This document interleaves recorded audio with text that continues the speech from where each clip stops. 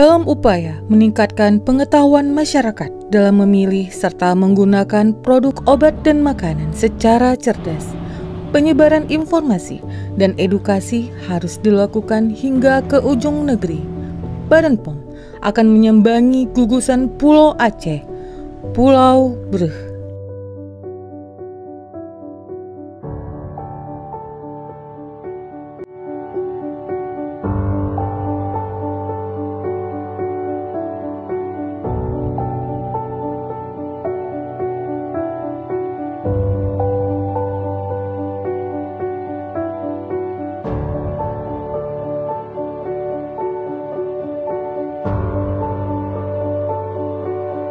Harus kita cek nilai, kita lakukan pengujian, kita uji, harus dicuci dengan air mengalir.